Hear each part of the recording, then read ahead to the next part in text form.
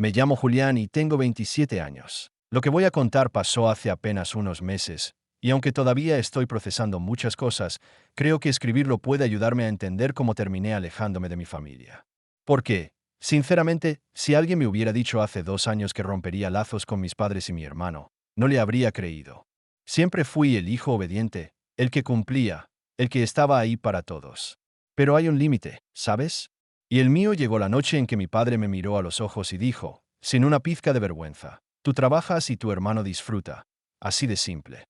Crecí en una familia de clase media baja, donde no sobraba nada pero tampoco faltaba lo esencial. Desde joven, entendí que si quería algo más, tenía que ganármelo.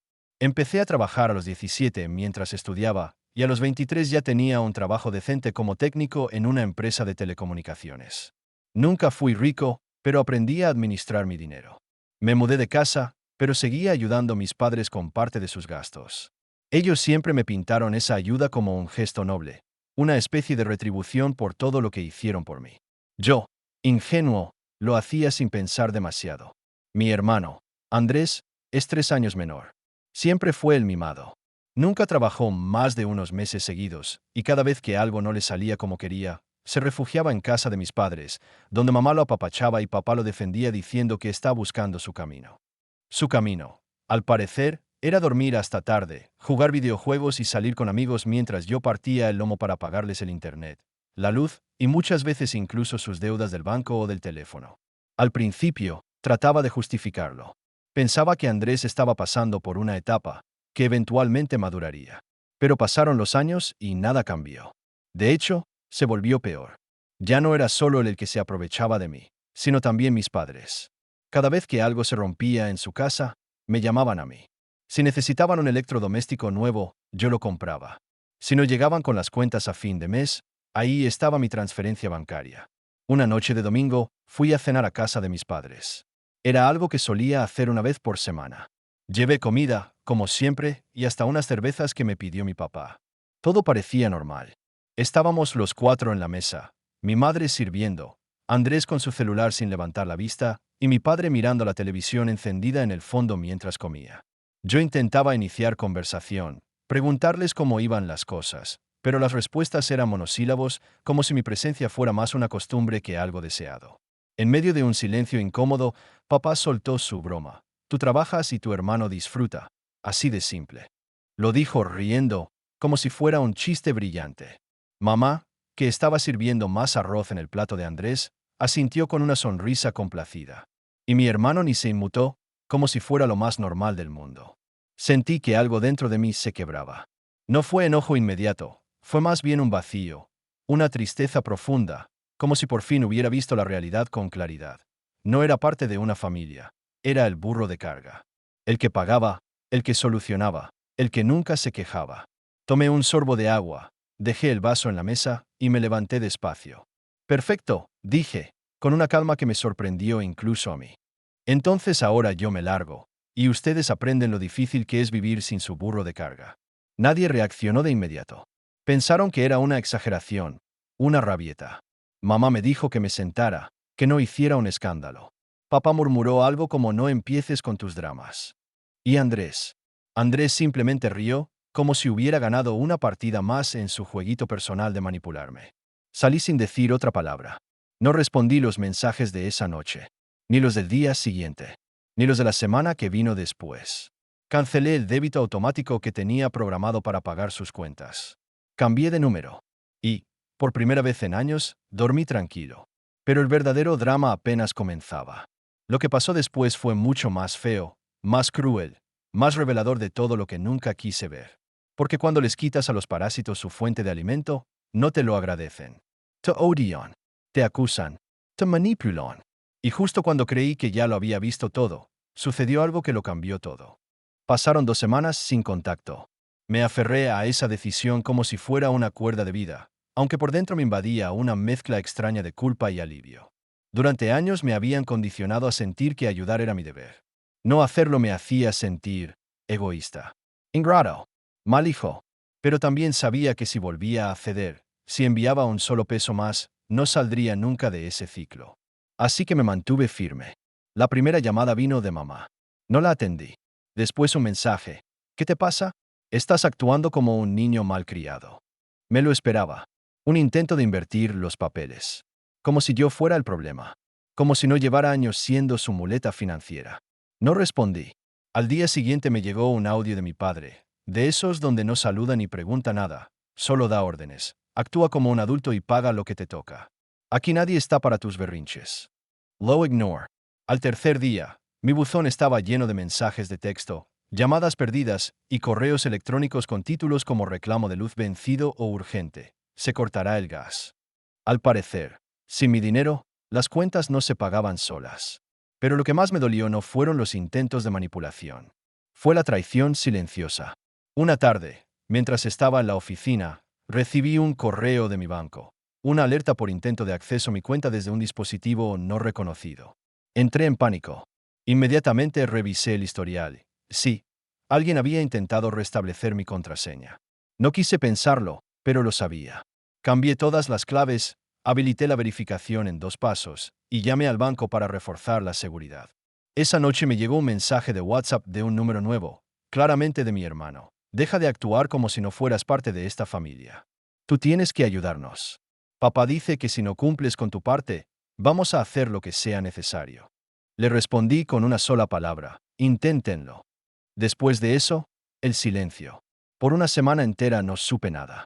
Hasta que un domingo por la mañana, mientras tomaba café en pijama y disfrutaba de una extraña sensación de paz, me llegó una notificación de mi casilla de correo físico. Era una carta certificada. Fui a buscarla al día siguiente, y cuando abrí el sobre, sentí que me hervía la sangre.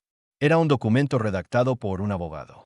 Mis padres estaban exigiendo legalmente que me hiciera cargo de sus gastos básicos, alegando que, como hijo mayor y económicamente independiente, era mi obligación moral y familiar proveerles asistencia económica. El texto hablaba de negligencia emocional, de abandono y otras estupideces que sonaban más como una novela mala que como una petición seria. Al final, incluso sugerían que, si no cumplía, tomaría medidas públicas para denunciar mi indiferencia. Leí el documento 2 veces, incrédulo. Sentí rabia, tristeza, una punzada en el estómago, pero sobre todo, una certeza fría. Ya no había marcha atrás. Durante años fui el cajero automático de mi familia. El salvavidas. El respaldo. Pero ahora, ellos no solo me exprimían, también me despreciaban. No buscaban apoyo. Buscaban sumisión. Y lo peor fue lo que descubrí después. Una tarde, por pura curiosidad, o tal vez por instinto, abrí una cuenta falsa de Facebook y me metí al perfil de mi hermano, que había puesto privado el mío hacía meses. Lo que vi ahí me dejó helado. Fotos de él en fiestas, luciendo ropa de marca, en cenas costosas con amigos, incluso en la playa. Todo mientras yo pagaba las cuentas de casa, creyendo que no había dinero para lo básico. Lo más retorcido fue una publicación vieja, de hacía unos meses, donde había escrito: qué suerte tener un hermano que pague por todo. Ser mantenido es un arte. Y en los comentarios, mi madre riéndose con emojis. Mi padre también había respondido: así debe ser. El que puede, paga. Se me cayó el alma al suelo. Esa noche no dormí. No podía. Repasé cada ayuda, cada factura, cada transferencia. No eran favores. Eran cadenas. Y así fue como empezó todo. Porque si ellos iban a tratarme como un cajero con piernas, entonces yo iba a mostrarles lo que pasa cuando ese cajero se cierra. Pero no de golpe. No con gritos, ni con peleas. No con insultos. Mi venganza sería meticulosa, silenciosa y definitiva. Claro, porque lo que hice después no fue impulsivo. No fue un arrebato. Fue frío, calculado. Y quizás eso es lo que más les dolió. Que no les grité, no les lloré, no pedí que entendieran mi punto de vista. Simplemente los traté como ellos me trataron a mí durante años, como transacciones. Empecé por revisar todo lo que tenía a mi nombre que ellos estaban usando. Resulta que la casa donde vivían, aunque yo ya no vivía ahí, seguía legalmente a mi nombre.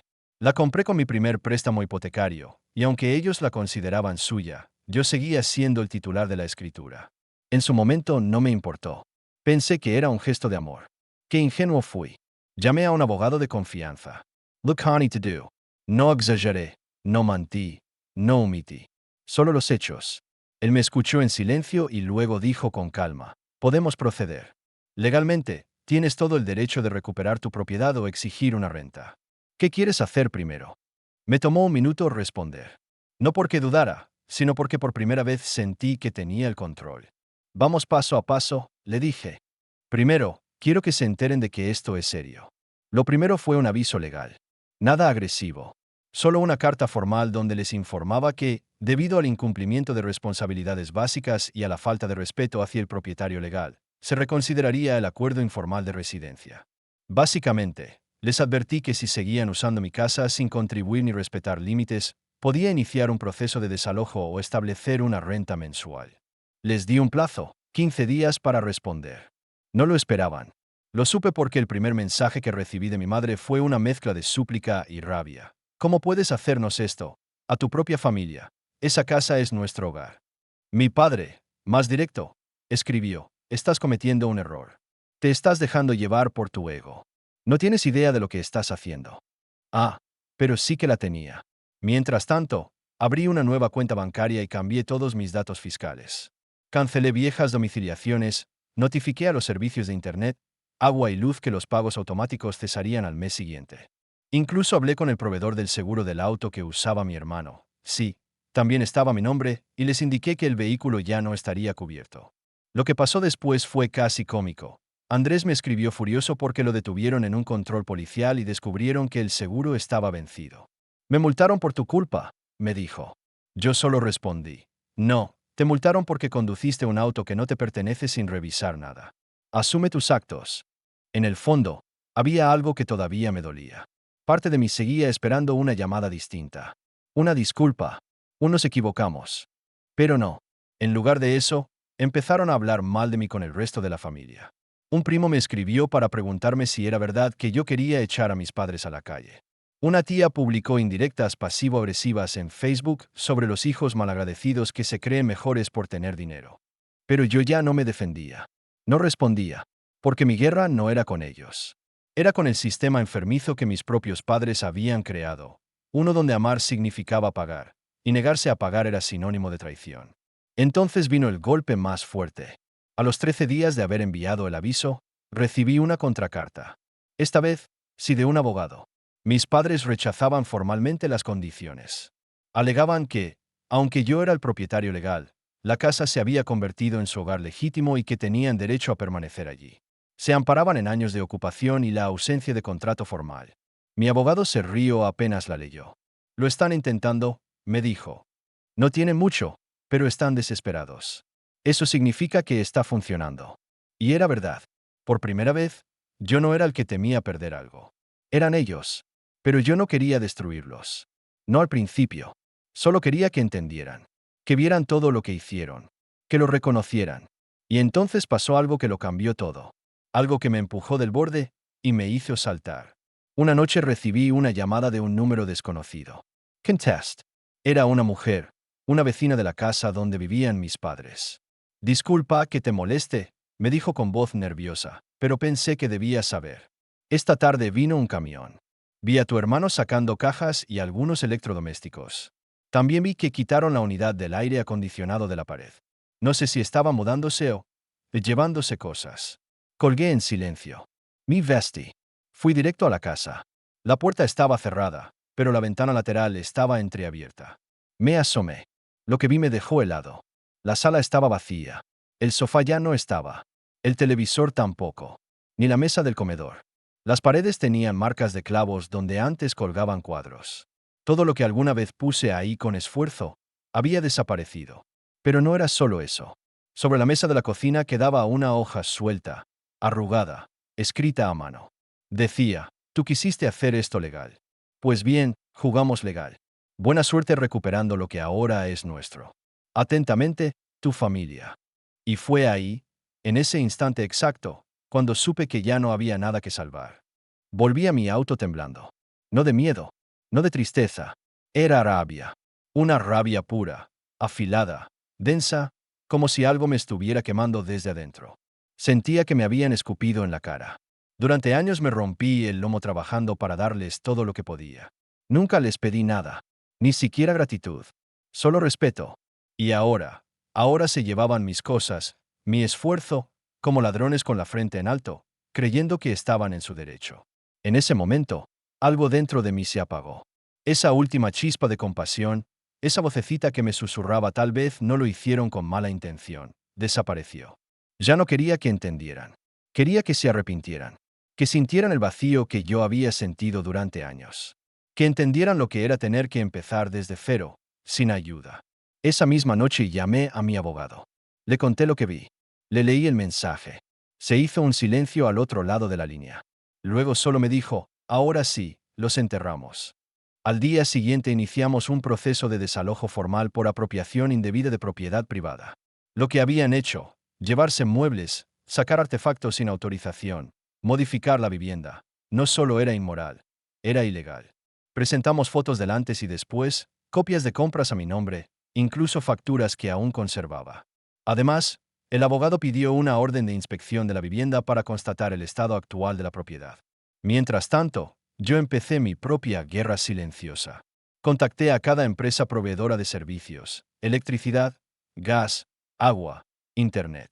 Presenté documentos que probaban que la casa era mía y solicité que suspendieran todos los servicios hasta nuevo aviso.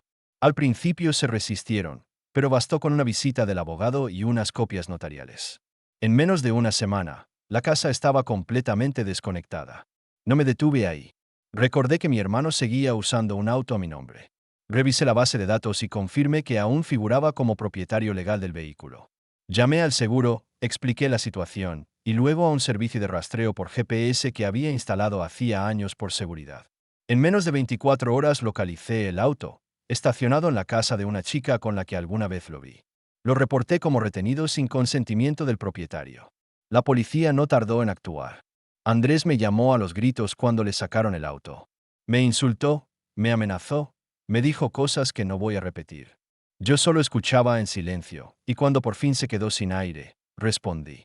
¿De verdad pensaste que podías robarme y saldrías ileso? Me cago. Pasaron los días. Luego las semanas. Me crucé con familiares que me miraban con desprecio. ¿Cómo pudiste hacerle esto a tus padres?, me decían. Nadie preguntaba qué me habían hecho ellos a mí. Nadie se interesaba por los años que pasé pagando facturas ajenas mientras vivían como si el esfuerzo creciera en los árboles. Y entonces llegó el día de la audiencia. Ellos se presentaron con un nuevo abogado, uno de esos que promete milagros y cobra por hora. Andrés iba con traje, intentando parecer alguien respetable. Mama lloraba. Papa fingía indignación. Dijeron que todo esto era un malentendido. Que yo me estaba dejando manipular por gente interesada. Que solo querían seguir viviendo en paz, en la casa que les había dado su hijo. Mi abogado respondió con frialdad quirúrgica. Exhibió facturas, registros, fotos, incluso capturas de pantalla de publicaciones de Facebook donde mi hermano presumía de vivir gratis. Luego mostró el mensaje manuscrito que dejaron en la casa. La jueza no tardó en dictaminar que la propiedad debía ser restituida en un plazo de 10 días, que toda pertenencia sustraída debía ser devuelta o pagada, y que no existía ninguna obligación legal por parte mía de mantener económicamente a mis padres, ya que no eran dependientes ni estaban incapacitados. Salieron de esa sala sin mirarme. Ni una palabra. Ni un gesto. Solo la cara pálida de quien se dio cuenta demasiado tarde de que quemó el último puente. Pero lo más impactante aún no había pasado. Unos días después, me llegó una notificación. Era una carta informal, escrita a mano por mi madre. No era una disculpa, era una súplica. La carta era corta, escrita con la letra de mi madre, temblorosa, como si le costara admitir cada palabra que trazaba. La leí una vez, luego otra, y sentí un nudo en la garganta. No por tristeza, no por compasión. Era una mezcla extraña de incredulidad y cansancio, como si mi corazón supiera que esto era el último acto de una obra que ya no quería seguir viendo. Julian, comenzaba, sé que estás enojado, y tal vez con razón. Nunca pensamos que esto llegaría tan lejos. Tu padre está furioso contigo, pero yo no sé qué pensar. Andrés dice que exageraste todo, que fue un malentendido, pero yo vi tu cara en la audiencia. Ya no eres el mismo. Has cambiado. No sé si fue la vida, el trabajo, o todo lo que cargaste en silencio, pero no eres el hijo que nos traía empanadas los domingos ni el que nos llamaba para preguntar si necesitábamos algo. Extraño a ese Julián. Tal vez no fuimos los mejores padres. Tal vez dimos por sentado que siempre estarías ahí. Pero eso no cambia que somos tu familia.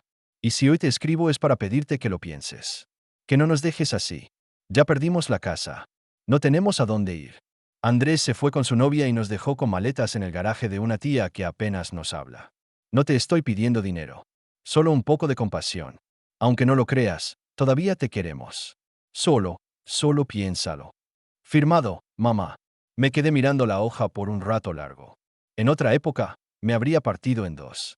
Habría sentido el impulso de correr a ayudar, de olvidar todo y volver a ser el salvador. Pero no esta vez. Porque aunque las palabras sonaban sinceras, el daño estaba hecho. Años de abuso emocional y financiero no se borran con una nota melancólica. Y aunque ella decía que no pedía dinero, entre líneas, estaba claro lo que realmente querían. Respiré hondo, guardé la carta en un cajón, y no respondí.